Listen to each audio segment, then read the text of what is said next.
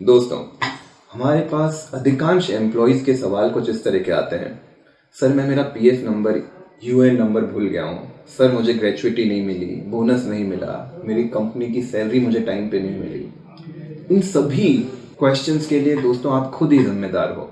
आज के इस वीडियो में हम बात करने वाले हैं ऐसी 5 इंपॉर्टेंट फॉर्मेलिटीज़ की जो आपको किसी भी जॉब को ज्वाइन करते समय तुरंत ही कर लेनी चाहिए। इस वीडियो को हमने 5 अलग अलग डिवीजन में बांटा है।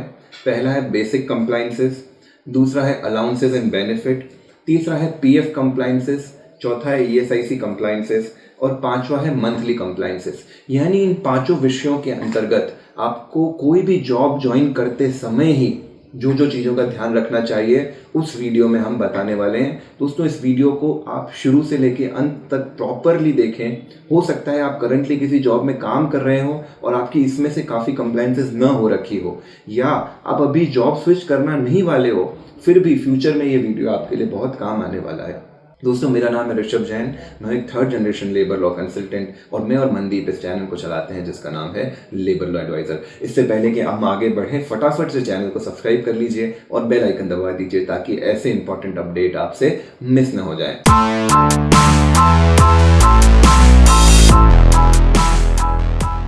तो दोस्तों, बढ़ते हैं पहले कंप्लाइंस के टॉपिक की तरफ, बेसिक कंप्लाइंसेस। जैसे ही आप कोई जॉब ज्वाइन करते हैं, अब मैं कुछ पॉइंटर्स आपको दे रहा हूं, वो पॉइंटर्स आपको जॉब ज्वाइन करते समय ही अपने बेसिक कंप्लाइंसेस के अंतर्गत पूरे कर लेने चाहिए। आपको इसको नोट करने की जरूरत नहीं है क्योंकि ये पूरा के पूरा डॉक्यूमेंट हम आपको एक फॉर्मेट में नीचे प्रोवाइड कर देंगे जिसको आप एक चेकलिस्ट की तरह यूज करते हुए येस या नो उसमें मार्क कर सकते हो और आगे अपने पर्टिकुलर्स लिख सकते हो।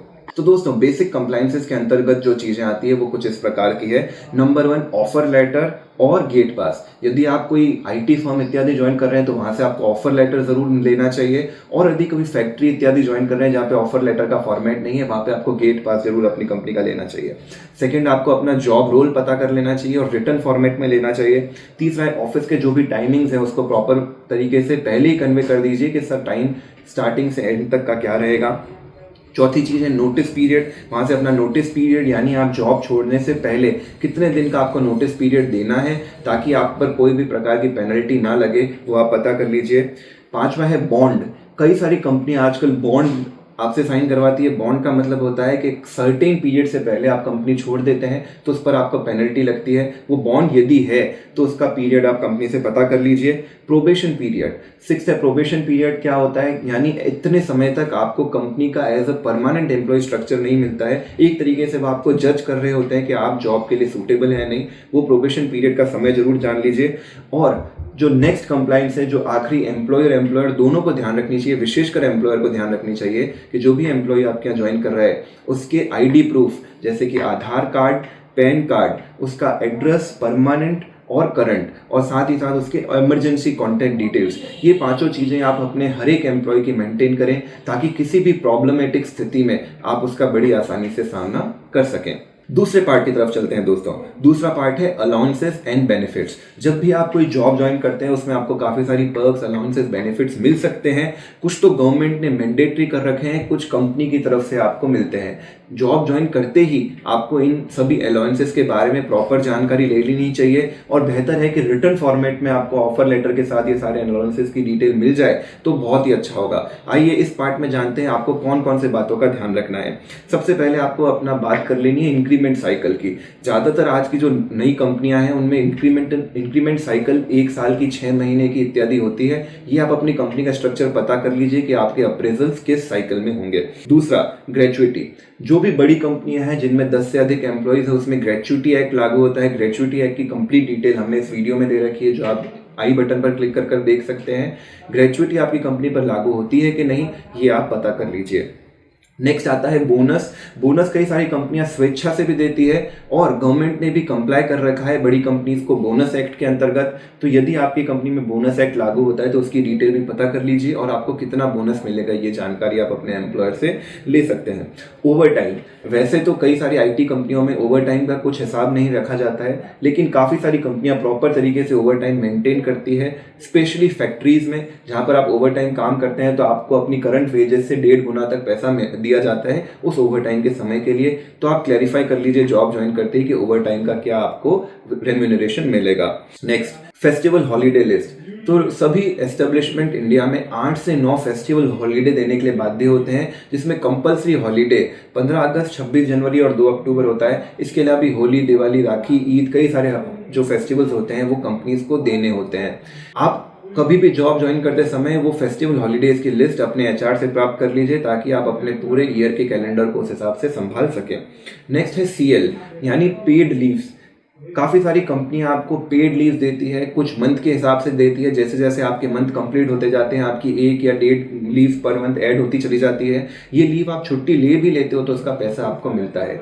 तो आप पेड लीव का स्ट्रक्चर अपनी कंपनी से समझ लीजिए, कितनी आपको सीएल मिलेगी और आप उसको कैसे कैसे यूटिलाइज कर सकते हो। जनरली प्रोबेशन पीरियड के दौरान आपको पेड लीव नहीं मिलती है, लेकिन जब आपका स्ट्रक्चर परमानेंट हो जाता है तब आपको पेड लीव मिलती है। और लास्ट है पेट्रोल, फूड अलाउंसेस, यानी आपके ये जो पेट्रोल और फूड के रीइंबर्समेंट है, स्पेशली उस तरह के जॉब में जिसमें ट्रैवल बहुत अधिक रहता है, उसका किस तरह से रीइंबर्समेंट होगा, क्या वाउचर का स्ट्रक्चर है, क्या आपको कंपनी को प्रेजेंट करना है इनवॉइसेस, उसका प्रॉपर फॉर्मेट कंपनी से समझ लें जॉब ज्वाइन करते ही, ताकि कभी भी रीइंबर्समेंट में आपको दिक्कत नहीं हो। तो ये सारे पॉइंटर्स थे अलाउंसेस और बेनिफिट के अंतर्गत। नेक्स्ट दोस्तों हम बात करने वाले हैं पीएफ के रिलेटेड कंप्लायंसेस की। इसको आप बहुत ध्यान से सुन लीजिए, क्योंकि इससे आपको किसी 1 या 2 महीने का नहीं, कई सारे केसेस में आपका पूरा पीएफ का पैसा ही आपको नहीं मिल पाता है, पेंशन नहीं मिल पाती है, ये सारे केसेस हो जाते हैं। इसलिए पीएफ रिलेटेड कंप्लायंसेस आपको जॉब ज्वाइन करते ही शुरू कर देनी चाहिए। तो सबसे पहला है पीएफ रिलेटेड कंप्लायंस में फॉर्म 11। इसका लिंक हमने डिस्क्रिप्शन में दे रखा है। फॉर्म 11 इसलिए भरा जाता है ताकि आप जहां पहले काम कर रहे थे वो डिटेल्स आपके करंट एम्प्लॉयर तक पहुंच जाए, ताकि आपका पुराना यूएएन, पुराना जो भी डिटेल्स है वो नए एस्टेब्लिशमेंट तक बड़ी आसानी से पहुंच जाए। ये आपको फॉर्म 11 चाहे तो आप पहले काम कर रहे हो नहीं कर रहे हो ज़रूर भरना है, और इसको बिल्कुल करेक्ट तरीके से भरना है। और आपके एम्प्लॉयर की रिस्पॉन्सिबिलिटी, अगर आप एम्प्लॉयर देख रहे हैं तो ये ध्यान से सुने, एम्प्लॉयर की रिस्पॉन्सिबिलिटी की जो डिटेल्स फॉर्म 11 में भरी जाती है वो एज इट इज़ आपको पीएफ पोर्टल पर भी अपडेट करनी है, ताकि एम्प्लॉय को लॉन्ग रन में रिफंड में, पेंशन में इत्यादि में, ट्रांसफर में दिक्कत नहीं हो। दूसरा है फॉर्म 2। फॉर्म 2 भरा जाता है नॉमिनेशन के लिए। आजकल फॉर्म 2 ई नॉमिनेशन के द्वारा ऑनलाइन भी भरा जा सकता है, लेकिन फिर भी उसकी फिजिकल कॉपी मेंटेन करना बहुत जरूरी है। फॉर्म 2 का लिंक भी हम नीचे डिस्क्रिप्शन में दे रहे हैं, वहां से आप डाउनलोड कर लीजिए। तो ये नंबर 1 और 2 थे, फॉर्म 11 और फॉर्म 2। इसके अंतर्गत ये दोनों फॉर्म जैसे ही कोई एम्प्लॉय आपकी कंपनी में ज्वाइन करे उसका आपको फिल कर देना चाहिए, जिसकी बेसिक सैलरी 15,000 से नीचे है और जो पीएफ के लिए एलिजिबल है। तीसरा, एम्प्लॉय को ध्यान रखना चाहिए कि मान लीजिए वो अपना पुराना कंपनी से नई कंपनी में आ रहे हैं और अगर उनका यूएन ऑलरेडी है तो वो ही यूएन आपको पीएफ पोर्टल पर सीड करना है। लेकिन मान लीजिए आप पहली बार कंपनी ज्वाइन कर रहे हैं, आपका नया यूएन जनरेट हो रहा है, तो जैसे ही आप ज्वाइन करें और आपका यूएन जनरेट हो जाए, अपना यूएन नंबर और साथ ही साथ अपना पीएफ नंबर लेना ना भूलें। पीएफ नंबर और यूएन नंबर दोनों अलग होते हैं।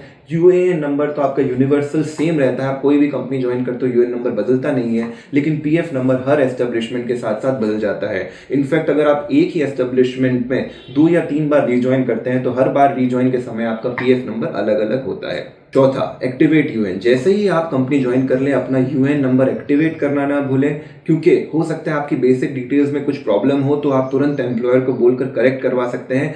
एक बार आपने कंपनी छोड़ दी तो बेसिक डिटेल मॉडिफाई होना बहुत मुश्किल है, इसलिए तुरंत जैसे ही आपका यूएन नंबर मिल जाए आप अपने यूएन को एक्टिवेट कर लीजिए। हमने यूएन एक्टिवेशन पर एक वीडियो बनाया, how to activate your UAN. आप चाहें तो ये वीडियो देखकर अपना यूएन एक्टिवेट करना सीख सकते हैं। इन सारे वीडियोस के लिंक हम नीचे डिस्क्रिप्शन में दे देंगे, तो पूरा वीडियो ध्यान से देखें और फिर जो भी आपके काम के वीडियोस हैं वो आप देख लें। Fifth, check basic details. आपकी जो बेसिक डिटेल्स जैसे कि नाम, date of birth, father name इत्यादि एम्प्लॉयर ने पीएफ पोर्टल पर अपडेट किया है, एक्टिवेट करने के तुरंत बाद आप वो बेसिक डिटेल्स चेक कर लें। यदि उसमें कुछ करेक्शन है तो मॉडिफाई बेसिक डिटेल सेक्शन में जाकर उनको आप करेक्ट भी कर सकते हैं। हमने एक वीडियो बनाया है मॉडिफाई बेसिक डिटेल्स के ऊपर, इस वीडियो को देखकर यदि आपकी डिटेल्स में कुछ भी हेरफेर है तो आप उसको करेक्ट कर सकते हैं। Next point, update KYC and get them verified.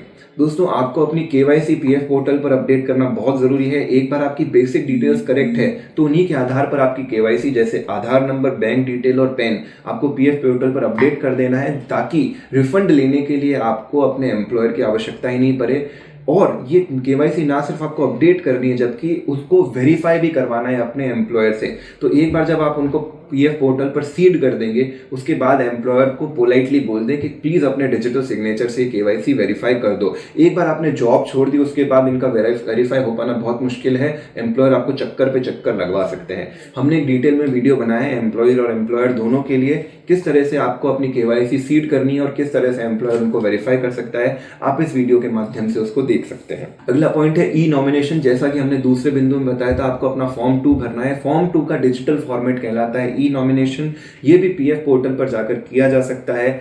इसके लिए भी हमने एक डिटेल वीडियो बनाया है जिसमें ऑफलाइन और ऑनलाइन दोनों मेथड हमने बताए हैं। उस वीडियो का लिंक ये रहा। और आखिरी बिंदु है पीएफ कंप्लायंस, इसमें ट्रांसफर ओल्ड पीएफ। यदि आप ऐसी कंपनी से आए जो पहले से पीएफ में कवर्ड थी, जिसका आपने फुल एंड फाइनल सेटलमेंट नहीं लिया है और आपने नई कंपनी ज्वाइन कर दिया है, ऐसे केस में बहुत ज़रूरी है कि आप अपना पीएफ का पुराना पैसा नए में ट्रांसफ़र कर लें और ये ट्रांसफ़र आप अपने प्रेजेंट एम्प्लॉयर से भी अप्रूव करवा सकते हैं।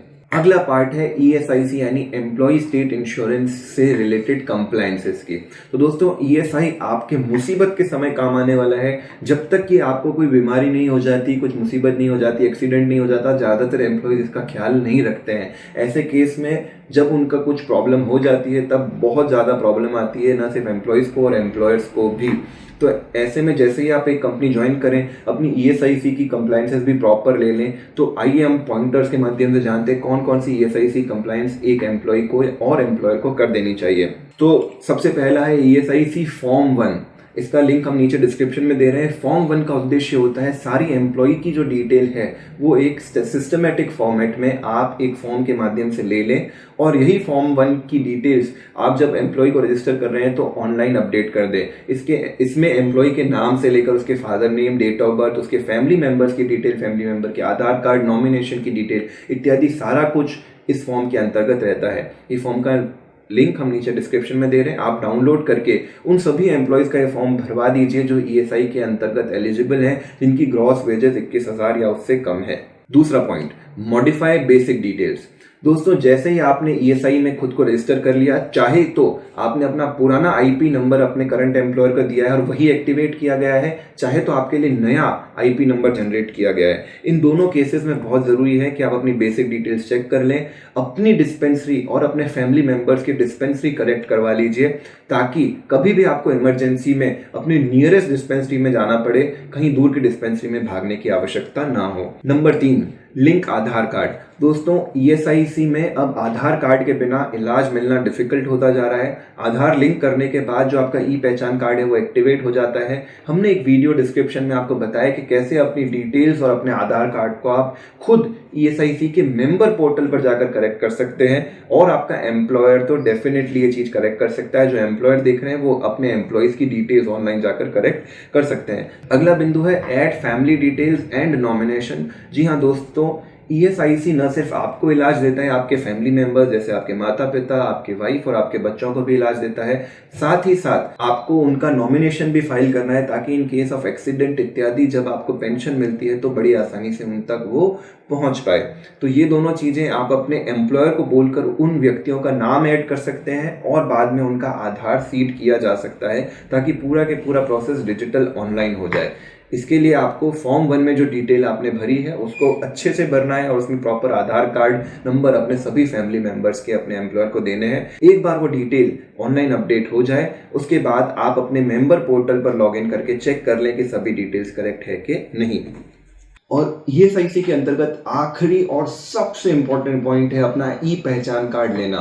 जी हाँ दोस्तों, अब ईएसआईसी के वो पीले नीले कार्ड नहीं बनते। अब इसका एक डिजिटल कार्ड का प्रिंट आउट आप अपने एम्प्लॉयर से ले सकते हो, जिस कार्ड का नाम है ई पहचान कार्ड। इन केस आपका एम्प्लॉयर कॉपरेट नहीं कर रहा है तो आप अपने लोकल ईएसआईसी ऑफिस में जाकर वहां से भी ये कार्ड प्राप्त कर सकते हो। आपको क्या करना है, ये कार्ड की 3-4 फोटोकॉपी करवानी है, उसके पीछे अपनी फैमिली फोटो लगानी है और एम्प्लॉयर से अटेस्ट करवाना है।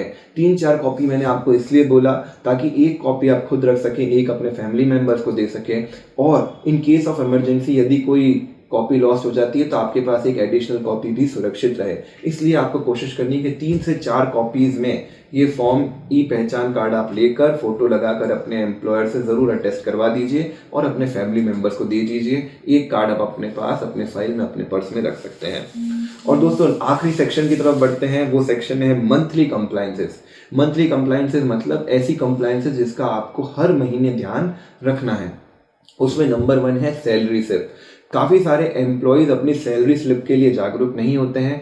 आपको अपने एम्प्लॉयर से निवेदन करना है, रिक्वेस्ट करनी है कि मंथली बेसिस पर आपको सैलरी स्लिप्स मिल जाए। उन सैलरी स्लिप्स में आप अपनी कैलकुलेशन सैलरी की देख पाएँ, कितना आपका ESI, PF और अन्य डिडक्शन हुए वो आप देख पाएँ, और सेम टू सेम डिडक्शन आपके ऑनलाइन अपडेट हुए कि नहीं ये आप ऑनलाइन जाकर भी चेक कर सकते हैं। सैलरी स्लिप में ही आपका UN नंबर, ESI नंबर इत्यादि सभी कुछ अपडेट रहता है। इन सैलरी स्लिप्स को आपको एक प्रॉपर फाइल में मेंटेन करके रखना है ताकि आपके इंक्रीमेंट्स और जब आप फ्यूचर जॉब करेंगे तो उस समय आपको इनकी रिक्वायरमेंट होगी और उस समय आपको अपने एम्प्लॉयर से नहीं मांगना पड़े। दूसरा है आपको ESI का कंट्रीब्यूशन रेगुलरली चेक करना है। इसके लिए हमने एक डिटेल में वीडियो बनाया है कि कैसे आप अपना ESI का कंट्रीब्यूशन चेक कर सकते हो। तो जैसे ही किसी महीने का कंट्रीब्यूशन लगभग 15 तारीख के आसपास तक आपका एम्प्लॉयर जमा करा देता है और उसके 1 वीक में ही ऑनलाइन अपडेट हो जाता है, तो आप पिछले महीने का कंट्रीब्यूशन इस महीने के एंड तक जाकर एक बार चेक कर लें, तसल्ली कर लें कि वो जमा हुआ है कि नहीं।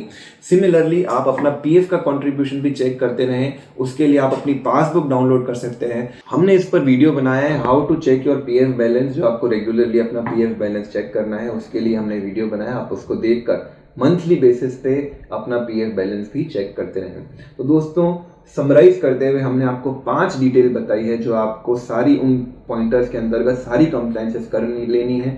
इन सभी कंप्लायंसेस का एक एक्सेल शीट हम नीचे लिंक डिस्क्रिप्शन में दे रहे हैं। एम्प्लॉयर्स और एम्प्लॉयज़ दोनों वो एक्सेल शीट डाउनलोड कर लें और जॉब शुरू होने के 1 महीने के अंतर्गत कोशिश करें कि ये सारी कंप्लायंसेस सारी चेकलिस्ट पे टिक हो जाए। यदि आप ऐसा करेंगे तो जॉब छोड़ते समय, नया जॉब ज्वाइन करते समय आपको मिनिमम प्रॉब्लम आएगी, अन्यथा इसके अभाव में लोगों को हज़ारों लाखों रुपए का नुकसान हो जाता है। उम्मीद करता हूँ आपको ये वीडियो पसंद आया होगा। पसंद आया होगा तो अपने सारे दोस्तों को शेयर करना ना भूलें, जो भी आपके नियर एंड डियर है, ताकि वो भी ऐसी गलतियां ना करें, आप जागरूक बने और अपने दोस्तों को भी जागरूक बनाएं। यही हमारा मिशन है। Signing off, labour law adviser team.